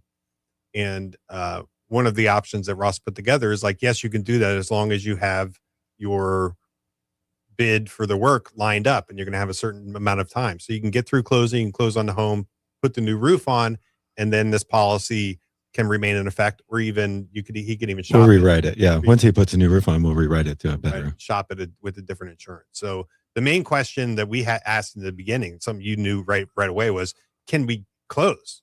Right? Because there are ways where if you can't close for some reason, like let's say the roof wasn't just at the end of its life, but it was actively leaking, Mhm. right? And that's a safety issue. And so you're not able to close with an active roof leak. We can do things like, okay, same process, put the roof on, get a bid for the work, sign the contract. It's going to be put on after closing. We do what's called an escrow holdback, but that is more of like a lending requirement versus just, is it insurable or not? So the goal with Ross, and it turns out it's going to work out perfectly, is yes, you can get a policy. Here's what needs to be in place for everything to work out on that. Which brings up a question for me, Ross, on ACV. Like, let's say you have a roof with 2 years of remaining useful life, so it's not worth much. Can I get an ACV policy on something like that? It's really going to depend on the carrier. The carriers can, the carriers can, like, okay, hey, we can submit it, and they can come out and they can cancel it, and so that would be like, and that's kind of like that. Plan D would be like, well, that was kind of our plan B. Our plan B, right? Like because we had sent you kind of two options. Oh yeah, it was very costly, that plan B. Yeah, that was very costly. Yeah. So, so what would happen, Ross, if in that 30 days they couldn't get the final permit closeout on the roof and they were a week or two late because either the city was taking too long with the roof permits, or the roofer couldn't get the materials on time to put the roof on time within that 30 days? But it could be bad. Carlos might have to move back in with his parents. Yeah. What would happen in that? They could cancel it, but okay, hey, we go a couple days, hopefully, it's just not something that's taking 3 months for them to do, but if that does happen, okay, we got a couple days, no insurance. It's not going to, as long as they don't burn their house down, it's not going to be a problem. But, when I've seen that happen, we've gone past it. It's more been a non-renewal thing. I remember one time where we actually had to have the permit pulled for one of our deals. This is a couple years back, where the permit had to be pulled before we closed. And so because the new owner didn't own the house, the seller had to pull the permit under their name. And then it was closed out under the buyer's name after they closed. Do you remember why we did that? That was with all us three, but I don't remember. I forget. It's probably something where the timing it had to be done within 10 days or 15 days or something like that. So the only way to do that was to get the permitting started. I don't remember the exact circumstances, but that's what I'm thinking. Okay. So, so sellers, if you have a roof that needs to be replaced, don't fret. There are ways around it where you're not pulling that money out of your pocket before closing. Now, in this case, they did pay for the roof, the sellers. They are paying for the roof. What they did is they gave a credit to Carlos for to X pay dollar amount. For X amount to pay for the roof. So it isn't that you're getting out of the money for the roof. Like, you're still paying for it. Right. But you don't have the responsibility of putting the roof on, hiring the contractor, pulling the permits, all of that stuff. You're just cutting the check, basically. I'm saying that in quotes, and air quotes, at closing, and letting the buyer deal with it on their end. If there was a circumstance where, as a seller, putting on the new roof would allow you to not only get your return on that investment, but also maybe price it even higher, your broker has an option for something like that. Yes, right? I was going to bring that up. So seller's edge. So if you need money to like put on a roof or do something really serious with your house, or not even so serious, we have a new program, thanks to Brett Caldwell, who was on our show about a month and a half ago, called Seller's Edge. And we just had our first customer get approved for that loan, Stefan, and he got $50,000 from Seller's Edge, which is private equity. It's a private equity company that gives you basically like a HELOC, a home equity line of credit, but you don't have to do a hard pull, and it's based on the home itself and the value of the home, not so much your credit score. Now, you do need to have a minimum credit score. This company, notable, that actually gives you the loan, they usually have a 680 credit score for this. But because anybody that works with Keller Williams, they drop it down to 640 because Keller Williams has a great track record of closing on the deal and there's not much risk to them. So Stefan got his money 12 hours after he applied for the loan. And he got X amount of dollars up front that he could use. And then later, as he needs to use more money, he can take it out. If he doesn't need any more money, he doesn't have to take it out. It's costing him less than 1% per month of the money that he uses. Average person, he has excellent credit. Average person who has okay credit, they're probably paying about 1% per month, but only for the money they use. So if you had the full $50,000 available, but you only spent 5,000 of it, you're only paying 1% of that 5,000, which is $50, right? $50 a month. Where's the 1% come from? Are you saying it's like a 12% interest? Yeah, and so every month you're paying the 112? average person is paying about 12% annual, but it could be as low as $899 and as high as $1699. I think is somewhere in between there, depending on your credit. So to do that, Johnny, if you're doing 12% like interest only payment, you take your principal balance, multiply times 12%, and then divide that by 12, and that's how you get your 1/12 or the 1%. Yes. 1% number. So it's not that painful as far as costs go. It's short-term financing. Mm-hmm. And you would only do it if you're going to get return on investment. Yeah, and if you close your house in 3 or 4 months, you're only paying. You're paying hundreds of dollars to get thousands of dollars that you need. That's going to bring up the price of your home. Now, here's the caveat. Me as your realtor, okay? Don't take this money and go crazy on the house and make it what I call Super Mac Daddy. This is not the time to take this money and go, oh, I'm going to put a pool in my backyard or something crazy like that. What percent can you allocate towards like going down to Hard Rock or something? I don't know. Just a safe percent, Exactly. Or a bet, Johnny, you got to lock in what do you call it? No such things. What is it called though? What's the word? A lock. Yeah. Okay. Yeah. That doesn't exist. No, L word is no existing. No, sir. Even on football. We've seen it. Soccer, I mean. Yeah. No, football. We've seen it. No such thing. All right. Sorry, Jim. No, that's okay. That's okay. So for insurance, the other things I just want to talk because Ross hasn't been on so long. Oh, one on the roof thing, just because we move off Carlos. He asked an interesting question, and it was prompted from the guy he was getting roof quotes from. The guy getting roof quotes said, hey, make sure, because he's looking at a metal or a shingle option. And the roofer said, hey, make sure if you do the metal that the insurance company isn't going to ding you for that. Or like maybe it's going to cost more, or there's something about metal being more expensive than a shingle roof, not to put it on, but to insure it. And I said, I haven't heard that. If anything, it's going to be better for you in the long run. Yeah. But let me run that by Ross. Yeah, so is there a difference if you put composite shingle versus barrel tile versus metal? Usually you're going to, so some carriers will, it's a small difference, $100, something like that. It's not a big difference, but you're going to get like a concrete flat tile is going to be better than like the barrel tile because barrel tile can chip. But a more permanent roofing, like a tile, metal versus shingle is going to be if they are going to give us any sort of premium difference, it's actually going to be a little bit better for those. However, the replacement cost for a tile roof or a metal roof is more. So that jacks up your dwelling coverage. So theoretically, yes, it could make it more expensive because the roof itself is more expensive.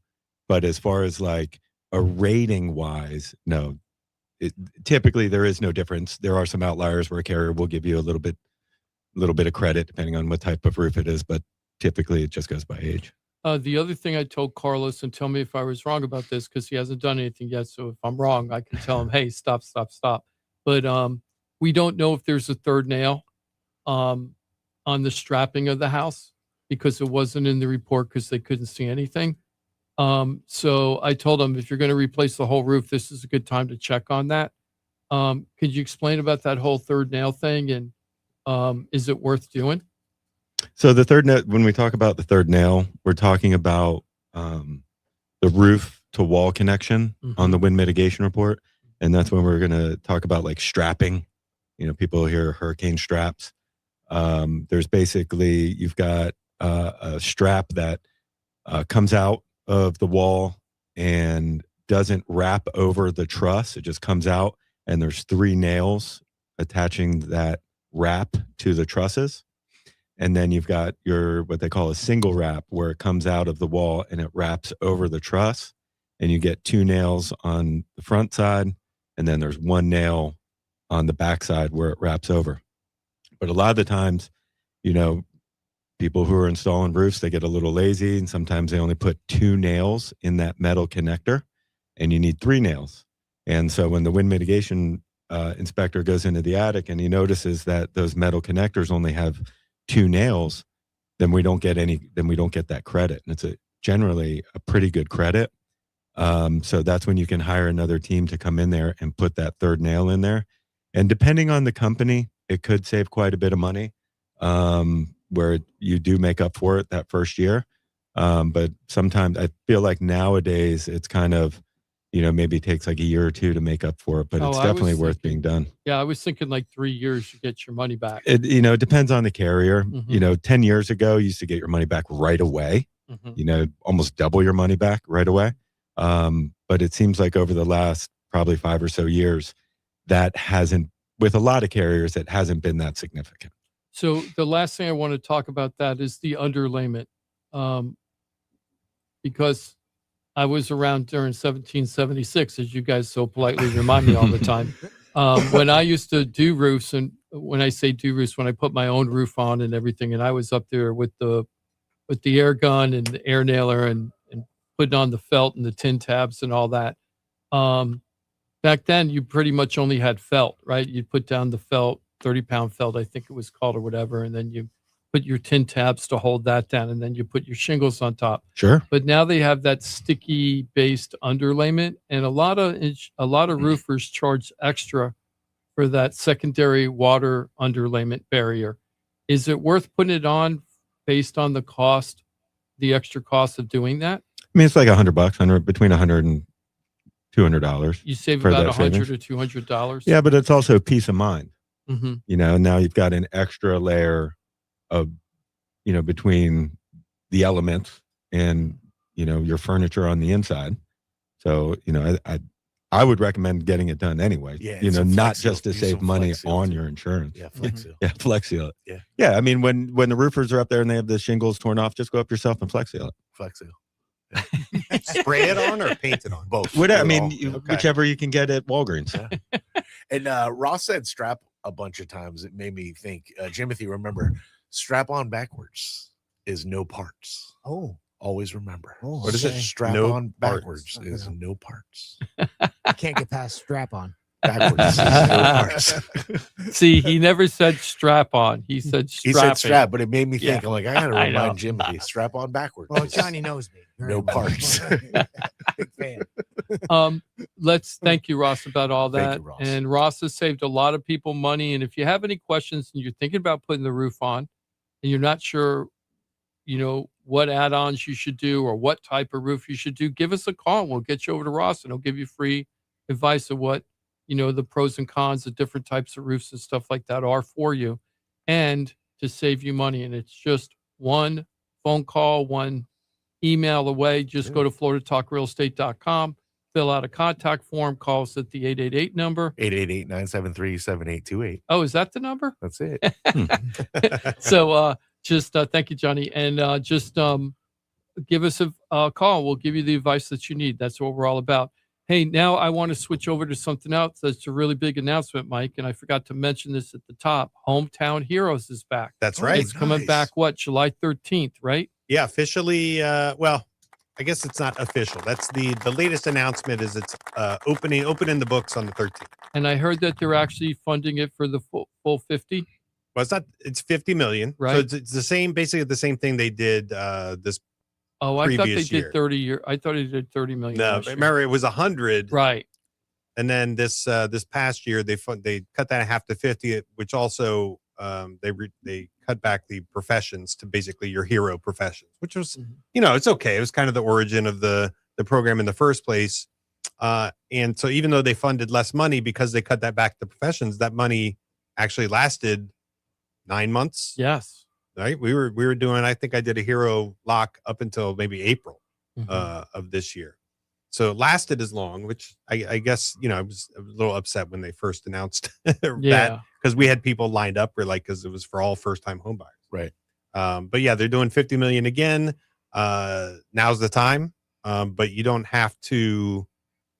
There may be other reasons you're rushing to buy this year, not so much for Hometown Heroes. So I think Hometown Heroes, the money's going to last, right? So you don't need to hurry up and get in July, August, September. You're probably going to be fine. But these are teachers, government workers, first line defense, firefighters, police, all of those. Even daycare, Hospital. even daycare. And administrative too, right? So yeah, kind of the daycare and daycare employees fall into the educator category. So you know what? Don't quote me on that because I need to verify. When I Googled it, it said daycare and I was surprised, but I wasn't sure. So yeah, and it might be something where if you have a license versus just an employee at a daycare, so maybe you have to be have some sort of licensing. But I'll look at that. We need to flesh that out because it's coming now. Like you can even get in you can't reserve it right now, but I think this upcoming week you'll be able to reserve your spot. But and it's still the best DPA program around. It is. Yeah, so that's down payment assistance. So this is 5% up to 5% of the loan value. Loan amount. Yep. Not the purchase price. So you take the purchase price, subtract your down payment, and then you times it by 5%, and that's the maximum amount that you can get. Up to $35,000. That's the max. Up to $35,000. And with this program, the money is not a grant, but it is a silent, basically second mortgage behind your original loan amount, and it doesn't increase. You're not charged any interest on it, and if you keep that for 20 years and you got a $20,000 down payment assistance, 20 years later, all you got to do is give $20,000 back and you're paid in full for that program. It's a really good program. We've used it for tons and tons of people on this show. And you pay it back when refi or selling, is it? So, yeah, I got to come up with a better way of explaining this. So there's two conditions that the loan is paid back. Number one, when the first loan is paid back in full. That's when you pay back this silent second. Or if you move out of the house but retain it as an investment property. So it's no longer your homestead, you don't live there, then that silent second becomes repayable. So under the first category of when is the first loan paid off, that's paid off under a variety of conditions. One of them would be selling the home. Yep. One of them would be refinancing the home. Or one of them would be paying it off over the 30-year term. Yep. Maybe you run into money, you got a 15-year plan, but whenever it's paid off in full, that's when it's due back. But it's zero interest and there's no payment. So I tell people, Johnny, it's like, hey, I'm going to give you, like for closing, I'm going to give you a bag of money. Just hang on to it for me. Don't spend it. Yep. I want it back. Yeah. Right? Use it for your needs right now. Let's say it's $20,000. That's $20,000 that you do not have to bring to the closing. That's right. To the party. So it keeps that money. Either you don't have it or you have it and you get to keep it in the bank. Do whatever, furniture, moving. And I'm glad you bring that up because if somebody's like, well, I have the money, I don't need that. Wouldn't you rather use somebody else's money without a penalty? You're not paying interest on it. It's keep your cash. I'm just thinking out loud, perspective wise. That's a very good question. If you don't need it, should you use it? I would talk to people about that and say, well, what's most important? So if we're talking about a lot of money, and you have a lot of money, maybe it's not so critical. If money is tight otherwise, let's say it's like $10,000, right? So post closing, would you rather have $10,000 in your bank account? You're a brand new homeowner. You got to move. You probably got to furnish. It's just nice to have a little cushion, plus a little bit of maybe it's a nest egg, maybe it's a security cushion. So when it's that dollar amount, I think it's easy to say well, listen, that's going to be much more important in your bank account than it is, as equity position in the home or having this second that you're going to have to think about or deal with down the line. Agreed. But yeah, it's definitely a good question to be asked and to be considered. Well, the conversations you have when you work with pros like Mike Ralph, the mortgage guy from the mortgage firm. Remember FloridaTalkRealEstate.com. When you're looking for pros, experts in their field, you get them all at FloridaTalkRealEstate.com. And one more thing on Hometown Heroes, it has always been either at or better than market interest rates. So that's another reason where you might think, hey, should I do here? I don't need the money. Should I do Heroes or not? But if it's a quarter point better on the rate, then you can get on the market, something like that. That might be the difference. Oh, so when you do Hometown Heroes, it improves your interest rate? It's just their rate on Hometown Heroes program has traditionally been lower than what you could get on the open market, or certainly lower than the other DPA programs. So the rates are really attractive under Hometown Heroes. Great. Intentionally. Yeah. Right? Because we're talking this is for the heroes. There's a purpose, right? Yeah. There's an intent. There's I'm kind of switching gears here. We've been talking about savings and helping people buy houses and everything. You know what they should do? You know what Fannie and Freddie should do? Give them a house. No, they should. I'm totally switching gears here. They should take away the requirement that you have to put minimum 20 to 25% down on condos. It used to not be like that before the original Great Recession crash, right, Mike? You could put down a lower down payment on condos just like a regular home, but they stopped doing that because of how many houses went into foreclosure. A big chunk of them were condos. But we haven't had a foreclosure crisis in a very, very long time. And you can do low down payment on condos. No, very tough. So on a handful compared to all the condos out there. This is changing, but there has been two different review processes. There's a full review and a limited review. So maybe the premise is when you're buying a house, you need a loan, you have to qualify for the loan, right? So as the borrower, you have to qualify. When you're buying a condo, not only do you have to qualify as a borrower, the condo project itself has qualification requirements, right? So you have to kind of like underwrite the condo project in addition to underwriting the borrowers. And there were two ways of doing that. Like I call it the easy way and the hard way. If you had 25% down or more, it's the easy way. We essentially don't have to look. The requirements on the condo are less. Mm-hmm. Has to be properly insured, but you're not doing like a financial analysis to kind of like underwrite the financial health of the condo. So that's the easy way. And if you did 25% down or more, that's what you did, right? It was almost slam dunk. You buy any condo. If you're doing something less than 25% down in Florida, so anywhere from 3% down to 24.99%, you were doing it the hard way, what we call the full review. The full review is we're looking at the budget, we're looking at the balance sheet, we're looking at the condo questionnaire with like 50 questions on it. So you could always do that, but that just meant your options are going to be limited because not every condo is going to pass the review. I'm going to play devil's advocate. They don't do that with HOAs. They don't do that with HOAs. So why? So that's what I'm trying to say, because the foreclosure rate's been so long. It's been 10 years since we had a real foreclosure problem. Well, that they're okay with HOAs that way, but not condos. And I just feel like that would really help out for affordability down here. They weren't listening to you. It would be huge affordability because they're moving the opposite direction. So what's happening? Here's what's happening. I didn't even know condos. that. I just brought it up. Okay. So starting in August, right? There's no more limited review. I mean, there's no more full review exemption. There's no more limited review, right? So the hard way, you have to do it only every time. It's the so only we're looking way. at the budget, we're looking at the financials, the reserves, we're looking at their insurance, like all of this stuff. Is that a Fannie Mae Freddie Mac thing? That's right. So it's Fannie Freddie making it harder. Now here's the other thing they're doing, Jim. Thank you, government, making everything affordable. Just when they're like you think it's good news. The bane of the condos, one of them has been the reserve position. So reserves, when we talk about condos, means let's say they're bringing in $1 million a year of assessments, like the homeowners are paying $1 million a year towards the condo association. You have to be budgeting 10% of that number towards reserve budget items. So these are for like long-term capital expenses, which you need them, right? These are buildings that have to be maintained. We got into a lot of trouble, the condos, because they weren't maintaining their buildings. They didn't do these reserves. So they didn't have funding to fix structural issues with concrete or do their 40-year inspection, all that, right? So Fannie and Freddie have said, listen, if you're not doing 10% reserves, we're not going to do your loan. We're not going to finance in that building. So they have increased that requirement from 10% to 15%.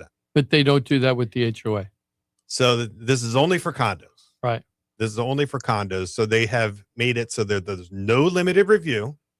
So there's no more easy way. And they've increased the reserve requirement from 10% to 15%. Now, the good news is the amount of condos that, because I look at them all the time, right? I got people buying condos all the time because they're kind of affordable, right? It's also lifestyle. I mean, this is Florida, so there's a lot of condos. Many of the condos have been forced to come into compliance, and when they budget their reserves properly for the long-term capital expenses they have, it's typically more than that 15% threshold, right? So when they're doing it right and kind of like funding what they're supposed to fund, we're getting that 15% pretty across the board. It's going to motivate a lot of people that live in these mismanaged buildings and associations to be like, all right, we need to right the ship, because we live in a condo association that I'll never be able to sell here. Nobody's gonna ever be able to buy here. And if you if your board doesn't do this the right way, not only could you potentially has problems in the when the S hits the fan in the neighborhood or storms come through, whatever it is. But yeah, the marketability of your condo, the resale, it's going to make it difficult because you can only sell to cash buyers essentially. Or there's a whole world of what we call non-warrantable condos. Non-warrantable means it doesn't meet those Fannie Freddie guidelines, but there's lenders who will do it anyway. And these are like your alternative income, non-conforming loan types. Those ones require big down payments though. So if you want to do low down payment, you just need to be buying in a condo project that has their, ducks in a row. They got their S together. I don't have a problem. Can I say that, Timothy? I don't have a problem Ducks with the state regulations saying you have to have the right reserves and make sure that you're keeping the community. I think all that's great. And I've been saying that once everybody comes into compliance, we're going to see that condos become more affordable. But the reason why they increased the down payment because it got burned. Got burned, but it was so long ago. True. And we haven't had a problem in so long with that issue, talking about like people foreclosing because they can't afford the condo. So I just feel like they need to give a break on that. I don't have a problem with the regulations. It could be because they made it so that they're like, hey, you prove that you have the skin in the game and you're not gonna burn us. It could be an effect of tighter regulations. But there were tons of. I'm playing devil's advocate here with you, obviously. Yeah, you're playing devil's advocate. The homeowners, like regular homeowners that had homes, there were tons of foreclosures at that, and they didn't get penalized the same way that condo communities were penalized. Yeah, I think to Johnny's point, so it's like, hey, they put some regulations in place, and those regulations are working. Look, you see the benefit. Nobody's foreclosing, and that's because of those regulations. And then Jim's like, yeah, but that had nothing to do with it. It's just the market. Now they're getting penalized extra just because they're condos, just because they got burned in the past. These regulations have not helped. They've just been a byproduct of, the market. I don't know. I could see both. You can't both play devil's advocate though. You need the devil's advocate, and then what are you, the Lord's advocate or something? Right, yes. The saints side, right? The saints advocate. Nice. I wanna switch over to another switch. Yeah, we're going to switch over to property taxes. Okay, the elimination of property taxes. Governor Desantis this week, just to give a little overview of it, Governor. This is his baby. Well, Florida legislature were trying to come up with plans to eliminate or reduce property taxes. He wants one last kiss to the state of the nation. Yeah, and the state of Florida. Yes. They kept coming up with plans, and Governor DeSantis didn't like it. So what happened was he ordered that they have a special session, and they came up with a plan, and it was signed, and now it's going to go to vote on November 3rd and it'll become part of the Constitution if it gets voted in. And the language on the vote, the amendment, I guess, right, has already been finalized. I don't think it's been finalized and approved. Yeah, so that has to be approved too before it gets on the ballot. Okay. Yeah, and the concept is they're going to raise the homestead exemption from the $50,000 max if you're homesteaded up to $150,000 next year, 2027, and then in 2028 they're going to raise it to $250,000, and that will make 62% of the homeowners not have to pay their ad valorem taxes. You're still paying for the schools and stuff like that, the non-ad valorem, but I think it's just the schools. That's the only, in the text that I read. It's like because they were talking about like not funding or not taking away funding from police, fire, and schools. But the only language I saw in the stuff that I was reading was schools. It didn't say anything about those vital services. I read that the police were included in there too, that they couldn't go scale back on the police either. But, libraries, parks, other city services, that's all on the, chopping block or potential chopping block, depending on the community. So what was surprising to me now that they passed this to go to vote, Governor DeSantis says, this isn't what I would put together. This isn't my bill. I'm not saying it's good or bad. I mean, he's really done arm's length on it. Now, he said that he didn't even say that he would vote for it. If you read his language on the interview he had, he was very, needle in the eye or thread in the eye of the needle. He's riding the fence is what he's doing. He really is. Yeah. And this is exactly what he wanted, but he's riding the fence right now. So therefore, if the repercussions are terrible, he can go, told you it's not what I would have done. The legislature he's totally on the fence. And it's like, all right, I really feel like that. Lean into it. They did it all for you. They played ball the way you wanted it played. And now you're going to ride the fence. You don't get to do that, dude. We know they lined it up exactly the way you said. That's why the special session was in place. I agree with you. Before the budget was laid out. Who's going to come out and say that? Well, nobody. I will. Yeah. You did just now. Johnny's like, I just said it. And I was just really, really surprised to see that. And then related to that, lean into it. If this is what you want, lean into it. I mean, I think the case is going to the case can't just be, hey, we're getting rid of property taxes. That's not going to be sufficient. It's attractive, it's enticing, but the other side of that argument is going to be making waves, right? Saying like, hey, here's the negative, the things you haven't thought about, or here's the concessions. Here's what we foresee. Yeah. Somebody has to come out and say, hey, no, they're wrong about that. Here's why it's other than just, hey, no taxes. Number one, it's not no taxes. It's not definitely no taxes. Reduced taxes. Yes. But what are you giving up for those reduced taxes? I don't know. There's a former state senator, Jeff Brandes, who's against all this, and he's speaking out pretty hard. And he said there are scenarios where people will pay more taxes under this provision because counties and cities will shift to non-ad valorem. Instead of getting one bill with all the services, everything's going to be broken out individually. See, doesn't that all have to be approved through the state, though? The way this is laid out, if you're going to be doing any of that locally, it has to be approved through the state. They're passing all the power up to the state through this. Or you just privatize it. Like right now, you pay your non-ad valorem. So one perfect example is the trash and disposal, right? If you have that, you're going to see that. If you don't have an individual account with a waste collection company, it's being done through your municipal services. A majority of us. And you're going to see that on your non-ad valorem bill. So let's say you got your landscaping, tree trimming, sprinkler maintenance, those items, road maintenance. Like you just privatize that. You switch it down to like, hey, we're hiring a company now to do all our landscape. And you're going to see that down in the non-ad valorem section. That's what they're thinking. They're thinking it's going to be like a la carte added on to your non-ad valorem. And that you might be paying more than you were before.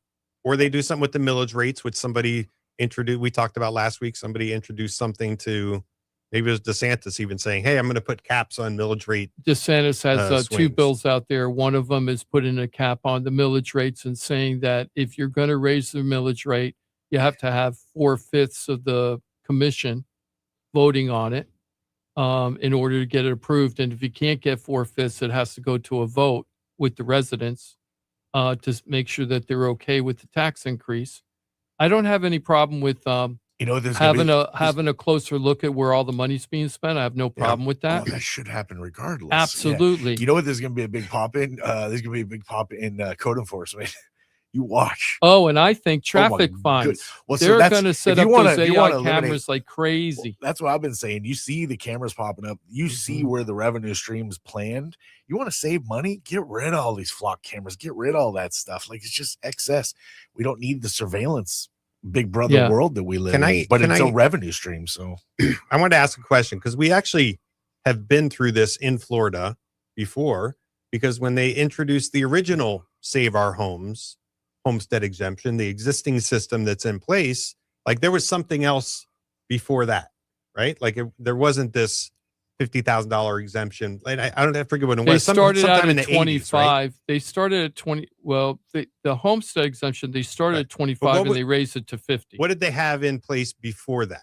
Why did they introduce it and call it Save Our Homes? Because property taxes were going crazy, right? And so people were like, hey, for homesteaded properties, we need to put, so they've done this before. I think it was in the 80s sometime.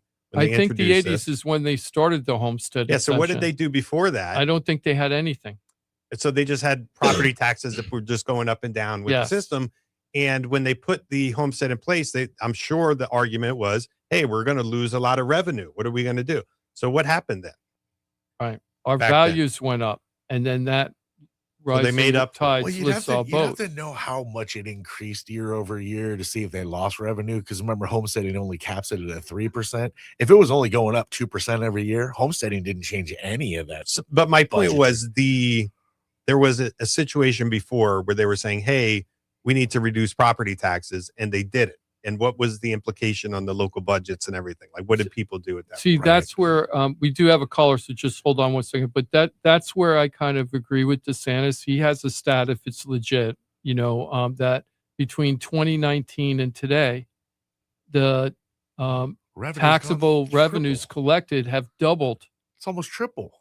Oh, I thought it was double. Almost. Almost triple. Yeah. The counties that I've looked up, it's double. It's ridiculous. Yeah. And we're not getting that much more services. And we didn't have that many people come in, even during the COVID thing. It wasn't like we had a tremendous increase. Don't get me wrong, but it wasn't like, it isn't like our state went from 20 million to 40 million people. No. Right.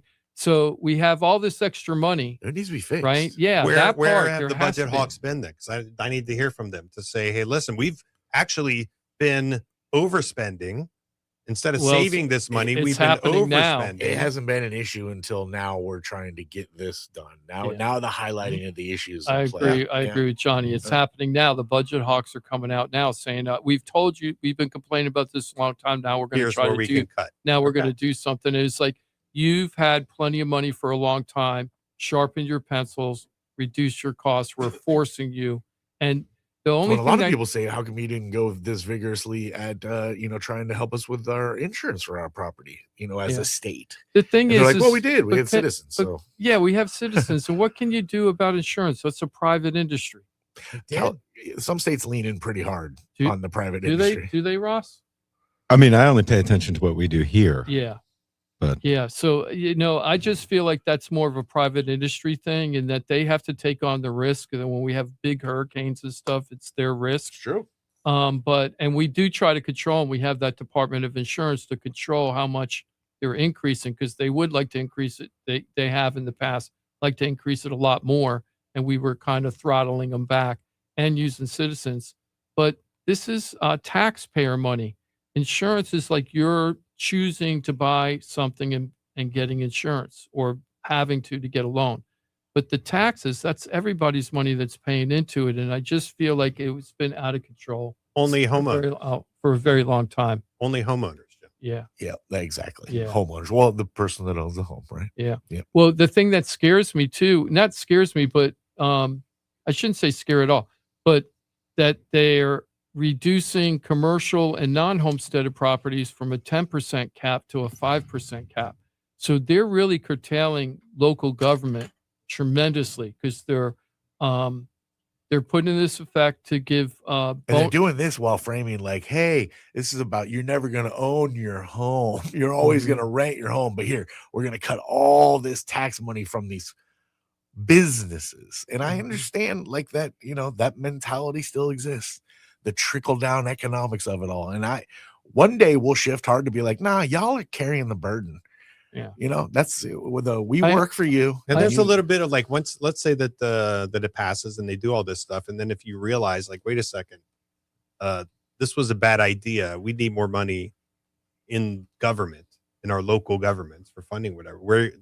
What are they going to do? Right. You can never reopen the property tax. They just find some other way to do it. Take it out of us. So if you think Like if you are on the, I hate saying it, but the waste, fraud, abuse, if like that's your position, you love this, right? Because you're basically going to force them to cut back and like stop their spending. But if you're kind of a pragmatist and a realist about what happens with government spending, like you just know they're going to get it somewhere else. It's coming out of our pockets. And it's going to be spread out across everybody instead of like right now there's a burden placed on homeowners, technically renters too, because renters will fund the renters are going to be the ones who are going to get hurt because the investment properties, well, I guess they're helping a little bit, but the renters are going to pick up that slack for these investment properties. Yep. So yeah, it's a tough one. I think there needs to be a lot more dialogue about it. I would love to see the final draft or the final language that's going in there. I think there's it's also not clear about this whole 5-year thing. Like I've read it. So if you've established your residency in Florida this year, you're okay. But then does it mean that you have to have a home, on January 1st, 2027, or do you just have to be a Florida resident? I think it's ambiguous still, like what that rule is. And as Johnny knows, because of the industry he's been in, and when they passed the medical marijuana bill, what the bill said that the voters voted for, then the legislators went back and then tweaked everything afterwards. So you really do, even if you're voting for it, you're just voting for the concept. Yeah, voting for them to put their hands on it. And then that's the way it should be. The legislators have to legislate. The lawmakers have to morph law. I mean, you just do. You're allowed to drink, but you're not allowed to have an open container walking down the street. You can't drink and drive. Like they had to put the laws in place. Whoa, you can't drink and drive anymore? You can't do what? You can smoke your cigarette, but you can't smoke it here, there. Same with cannabis. And that was the fear mongering when they were trying to get recreational. Oh, you're going to smoke everywhere. It's like, well, no, because they're going to put laws in place where you can and can't do this. That's true. They passed a law when I was a reporter in the 90s where you're not allowed to smoke in parks. You can't smoke cigarettes in parks. That's what I meant. You can't smoke in schools back when Jim, they passed that law, right? But kindergarten teacher. They'll do the same for this. They'll morph it a little bit more to what's going to be, applicable for their needs. Yeah. I don't know what the real underlying desire is here. It can't just be to save us money. I mean, I call me a cynic if you want. You are a cynic. Oh yeah, that's fine. So that's not the motivation. Here are some of the listeners that when I send out that weekly email, and if you want to be part of the weekly email and you're not getting it, and if you're not getting it, it might be in your junk. So look in your junk. I send it out every Monday. But if you want it, you're not part of the weekly email, just let me know. Send me a text, call me. Send me an email. I'll put you on the list for sure. And if I already see that I have your email and you're not getting it, then I'm going to call you and tell you got to check your junk because I'm sure it's in there. But let me just go over a couple of people. Yeah. Actually, we've got about 4 more minutes here, buddy. Twice, Jimmy. Let's just get an idea of what some of the listeners said. And some of them are very short answers, but it just kind of gives you a flavor. Rick said, I support the issue. Lee said, I'm sure it'll help. Definitely help lower my escrow, but he didn't say if he would vote for it or not. He just said it would help his escrow payment. Deborah said flat out, no. She just says, I'm not voting for it. No, not happening. Doug says, so think about it this way. Call me crazy if you want, but considering I just purchased a new home, Doug and Stephanie just bought a new home with us. Imagine not having that tax bill to contend with. That money saved will either be put back into the economy via purchases or dropped into investments. It's a massive win for the economy either way. I think it's a fantastic idea and an incentive for more people to purchase as opposed to rent. Just my 2 cents, right? So that, thank you, Doug, and thank everybody for responding on this. It definitely would, that money saved would go right into the economy. He is not wrong about that. That doesn't go into savings accounts. I think we're going to spend it. Oh, yeah. I think that's 3-1 so far on those listeners. But to Doug's, one thing I think he said there is, this is the thing that has to get communicated. It's not eliminating your property taxes altogether. You're still going to have a property tax bill. And from the things that I saw, if you have an existing homesteaded property, Johnny, like you have one, I have one, our bill is probably going to be cut in half. Probably cut in half. And I think that's probably a good metric for what now. Doug, he just bought, his taxes are pretty much going to be as high, except I think they had portability. No, Oh, maybe I forget how long ago. missed Yeah, it. maybe He missed outside it. of that. Yeah. So his going to be on the higher side, and his might Mhm. get cut like more than in half. And Sure. so there's going to be a segment out there that are like that, and there's people who've had a homestead forever, and their tax bill's going to stay close to what it is now because they're already just 'cause like they're- really exempt. Yes. Very, That's- very low exemption. But it's not eliminating property taxes. And as a Um, matter of fact, they haven't addressed one of my major issues with property taxes, that if you can't pay and you can't pay for 3 years in a row, you're liable to lose your house to the property tax auction. Right. And to foreclosure. me, that is something they need to fix, especially if you're on, say, fixed income and you've been just priced out and you just can't afford. or you're like, disabled, right? Or you own your yeah. home, you don't have a mortgage, maybe you've cut out even insurance because you can't afford to insure it. And this last thing, property taxes, you just can't pay for it. All of a sudden, they're going to make you homeless. Yeah, Yep. I got a problem with that. Something's got to be fixed there. Bryce sent a very long email about this. I can't get into it so long, but I'm just going to give you some high points. He goes, I was listening to the show the other day when you were discussing this topic. My opinion is 100% we need to eliminate or make a better way for homeowners property tax. This state has so much extra money from taxes. It's crazy. I hear the people crying that's going to affect education and such. But as you alluded to on your show, it does not touch those things. I like the idea that it is for the homesteaded homeowners, but I think if you own other homes in the state and you can homestead only one, then you should be getting some kind of break on those other homes as well, right? So that's his opinion. So he's saying if you're a Florida resident and you own multiple homes, there should be some benefit versus, say, somebody out of state or a company owning it. Mhm. Okay. Right. Yeah. So I mean, he's making all the right points too on that side of things, which is like we've collected way too much money. We're blowing through that. Just kind of like to your point to Doug, it was like, well, if you got it, you're going to spend it. I think everyone can identify with that. Like, what we need to do is force, if we have so much extra revenue, like where is it?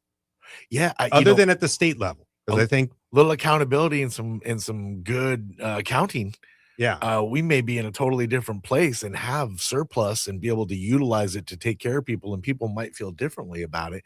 Or we may be, a position where people feel like really gung-ho about, let's eliminate these taxes when we can, because look at what we can do.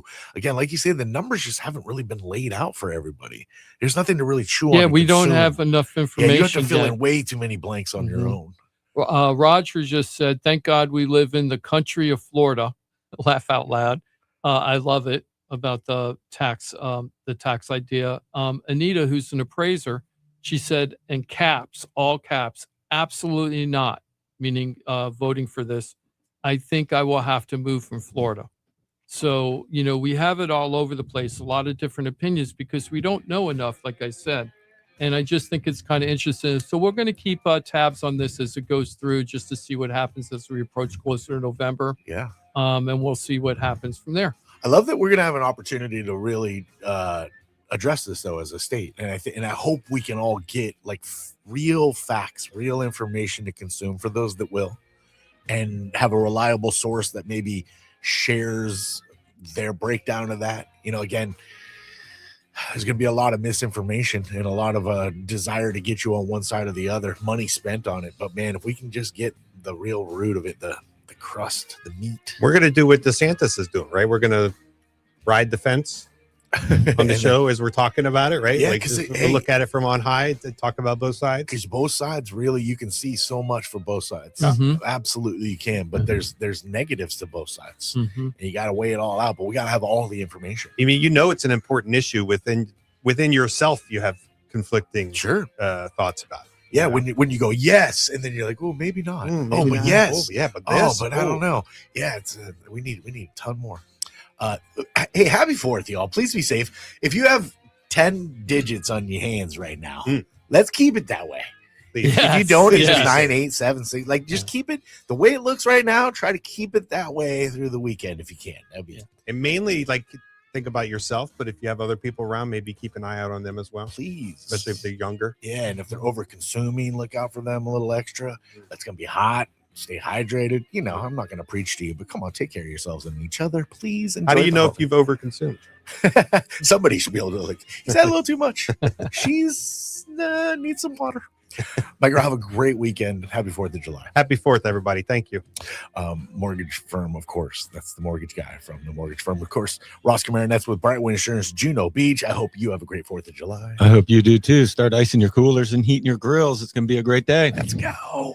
And there's our fearless leader, Jimmy D. Jim DePola with the Florida Home Bros team, Keller Williams Innovation. I know you're working today, but enjoy your 4th as best I'm you going to can. enjoy it. I will enjoy it. I I'll know you see you got in a little bit, Victor and Tiffany. Timothy! Happy South Florida, everybody. You're the man. You guys as well. Happy 4th. Have a great 4th, buddy. Thanks for everything always. Thank you. Con Greek into showing up. I'm like, dude, I'm there. Let's do this. So we're going to squeeze out a little 4th of July sports for you. Wow. Yeah, probably leave a little stain. Get it all over your face. Thanks for being with us. Have a great weekend. Be safe.